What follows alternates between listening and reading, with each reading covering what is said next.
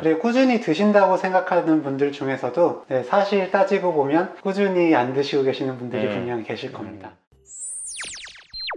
네, 안녕하세요. 내부자들입니다. 안녕하세요. 오늘은 저희가 공황장애에 대해서 얘기해 보려고 하는데요. 다소 여러 번 얘기했기 때문에 식상한 주제일 수 있지만 왜 얘기하냐? 사실 저희가 공황장애 되게 반가운 병이라고 저희는 얘기하잖아요. 왜냐? 잘 나으니까. 네. 우리가 이제 명의가 되는 것 같은 느낌이 든다라고 말씀을 드리곤 하는데 분명히 잘 안 낫고 길게 고생하시는 분들이 계세요. 맞습니다. 저희 댓글에도 보이고 여러 곳에서 많이 듣죠. 예, 그런 문제로 오시는 분들도 계시고 저희가 치료하는데도 잘 안 낫고 계신 분들도 있고 그래서 오늘은 당신의 공황장애가 잘 낫지 않는 이유에 대해서 이야기해 보려고 합니다. 네, 일단 근데 오늘 저희가 말씀드리는 거는 약물 치료하고 있다는 전제 하에요. 왜냐면 이건 뭐 기본이거든요. 특히나 이제 공황이 올 때만 드시는 걸로 생각하시는 분들이 있는데요. 그게 아니라요. 치료제인 항우울제를 평소에 꾸준히 먹어야지 공황을 예방할 수 있고요. 맞습니다. 그러면 90% 이상에서 확연한 호전을 보이게 됩니다. 이렇게 약 잘 먹고 계신데도 그럼에도 잘 안 낫고 있는 경우는 어떤 게 있나 말씀드려 보겠습니다. 첫 번째로 생각해 볼 수 있는 게 이 공황 증상에 영향을 줄 수 있는 물질을 나도 모르게 꾸준히 섭취를 하고 있는 경우를 들 수 있겠죠. 대표적인 게 술, 커피, 에너지 음료 같은 것들이 있겠습니다. 커피와 에너지 음료는 다들 알고 계시는 것처럼 카페인이 많이 들어있죠. 근데 이 카페인이 교감신경을 자극하면서 여러 가지 증상들, 뭐 두근거림이나 이런 것들이 공황 증상을 촉발시키는 어떤 일종의 트리거 포인트로 작용을 할 수 있기 때문에 이런 것들은 좀 피해 주시는 게 좋고요. 술 같은 경우는 의외로 좀 잘 모르시는 분들도 많이 계시는 것 같아요. 술 드시면은 긴장이 내려가니까 맞아요. 공황하고는 반대 아니냐라고 얘기를 많이 하시는데 술 같은 경우에는 술을 드시고 나서 깰 때가 문제입니다. 술을 깨실 때 여러 가지 증상들이 이제 올라오죠. 많이 과음을 하신 분들, 특히 김주홍 선생님 같은 분들은 잘 아시겠지만 식은땀이 나고 두근거리고 손 떨리고 이런 증상들 나오잖아요. 근데 이런 것들 역시 방금 카페인과 마찬가지로 공황을 촉발하는 요인이 될 수 있기 때문에 피해 주셔야 됩니다. 네, 대학병원 응급실에 공황을 경험했다, 과업으로 죽을 것 같다라고 오시는 분들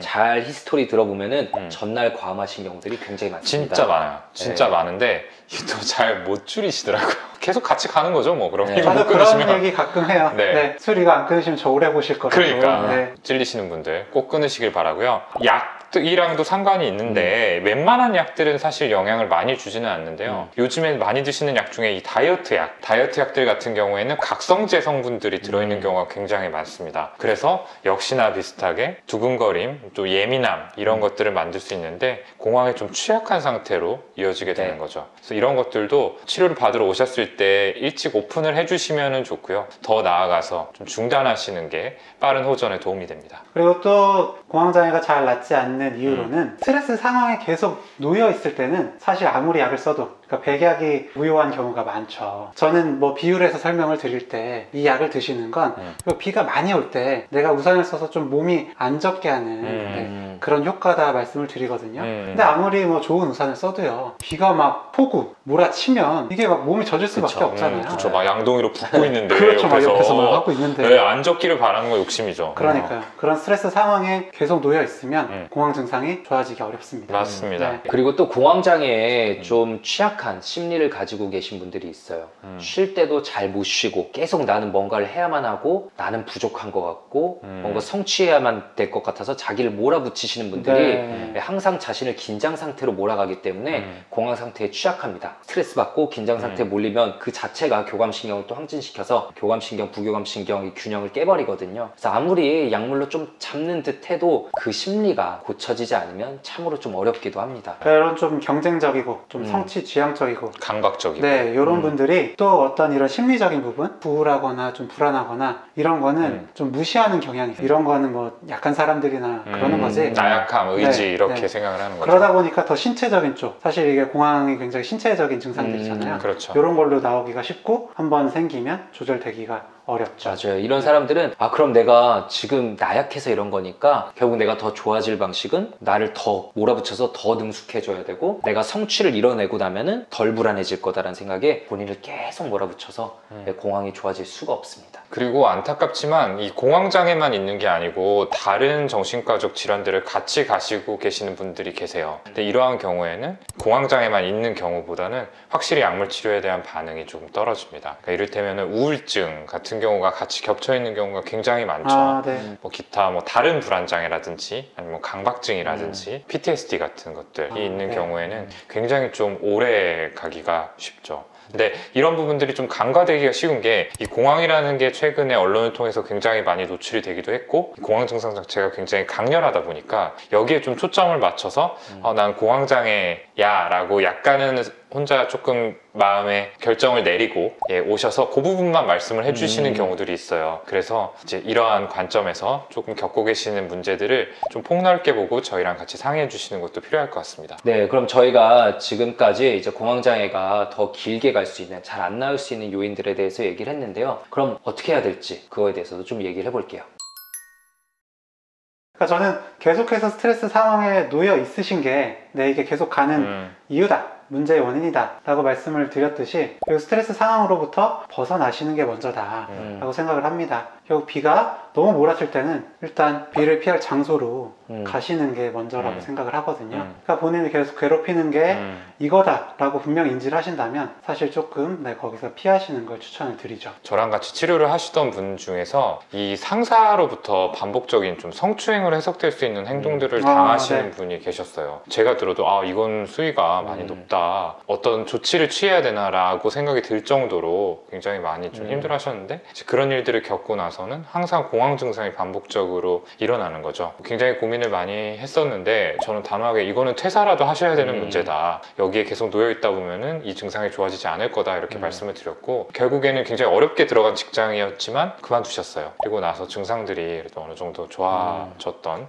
그런 경험이 있습니다. 그리고 저희가 약물 치료를 어쩔 수 없이 계속 강조하지만 약물 치료 외의 치료 방법들도 굉장히 중요합니다. 대표적인 게 뭐 이제 인지행동 치료, 인지행동 치료에 포함되어 있는 뭐 심호흡, 근육이완법, 단계적 노출 치료법 이런 것들이 생각보다 훨씬 더 효과를 많이 볼 수 있습니다. 특히나 이제 그 반복되는 공황, 그리고 또 자신을 몰아붙이는 이런 심리랑 이런 심한 스트레스 속에서 항상 긴장돼 있거든요. 항상 긴장돼 있고 교감신경이 항진돼 있기 때문에 반대로 그 긴장을 풀어주고 부교감신경을 올려줄 수 있는 명상이나 요가, 반신욕 이런 행위들이 생각보다 효과가 굉장히 커요. 그런데 잘 안 하십니다. 뻔한 얘기 아니야? 뭐 이렇게 생각을 하시는 거죠. 이렇게 힘든데 뭐 그걸로 좋아지겠어? 네, 근데 해보면 진짜로 꽤 많은 변화가 있거든요. 그러니까 반신욕이든 요가든 이게 뭐 그냥 좋은 거예요가 아니고 근육이완을 일으키는 효과들이 있잖아요. 그러다 보면은 자연스럽게 바텀업 방식으로 불안감이 같이 좀 좋아지는 결과를 낳게 되는 거죠. 바텀업이요? 네. 네. 저를 너무 부리부리한 눈으로 쳐다보고 계셔가지고 아니, 네. 지적 들어올 것 같았어요. 뭔가 해서 네, 좀 설명을 해주시죠. 네. 탑다운하고 바텀업 방식이 있다라고 네. 생각을 하시면 됩니다. 그러니까 정신과 신체가 조율되는 방식 중에서 탑다운이라고 하면 내가 불안을 인지하면은 이제 2차적으로 뇌에서 여러 가지 장기로 그 반응들이 전달이 되는 거죠. 두근거리고 식은땀 나고 동공도 커지고 근육에 힘도 들어가고 이런 것들이 탑다운 방식이라고 한다면은 이 바텀업은 반대로 이 말초 장기에서 느껴지는 감각을 기반으로 인지적인 어떤 변화가 일어나가지고 안정을 찾게 되는 그런 과정들을 이야기를 합니다. 근육 이완 같은 것들이 일어나서 몸이 편안해진 상태가 되면은 그게 뇌로 전달되면서 나 지금 좀 편하구나 라고 해서 남아있는 불안이 가라앉는 이런 것들이 있겠죠. 네, 스트레스 받을 때 많이들 먹으시잖아요. 먹으면 좀 편해지는 경우들이 있는데 생각해보면 우리가 엄청 쫓기거나 위협한 상황에서 뭐 먹을 수 없거든요. 그러니까 먹으면은 몸이 그래도 좀 편안한 상태구나 라고 뇌가 맞아요. 인지하는 거예요. 그런 것처럼 근데 뭐 계속 먹을 수는 없으니까 이렇게 의도적으로 심호흡이나 명상, 반신욕, 요가 다 도움될 수 있습니다. 그리고 마지막으로 이제 약에 대한 얘기를 한 번 더 드릴 텐데요. 공황으로 약을 드시는 분들 중에서 약을 써봤는데 나는 효과가 없어, 그러니까 안 먹을래 라고 생각을 하시는 분들이 굉장히 많아요. 항우울제 그거 써봤는데 효과 없더라 라고 하시는 분들도 계시는데 이 항우울제도 종류가 굉장히 많거든요. 그리고 공황장애에 대해서 공인이 되어 있는 약도 여러 가지 종류가 있습니다. 물론 여러 개를 다 시도했는데도 조금 힘드신 분들도 계시지만 충분히 바꾸기 전에 그냥 약은 나랑 안 맞나 봐 라고 결론을 내리고 치료를 중단하고 가시는 분들도 굉장히 많이 계세요. 그러시기보다는 뭐 바꿀 수 있는 여지가 많으니 이런 부분들도 저희 치료자들하고 오픈해서 상의를 해주시면 참 좋겠습니다. 그리고 꾸준히 드신다고 생각하는 분들 중에서도 네, 사실 따지고 보면 꾸준히 안 드시고 계시는 분들이 분명히 계실 겁니다. 사실 저만 해도 3일치 감기약 받아오면은 진짜 안 먹거든요. 꼭 남죠. 근데 사실 규칙적으로 드시는 분도 이제 보면은 이틀치, 3일치 저도 약 먹을 때마다 찔려요.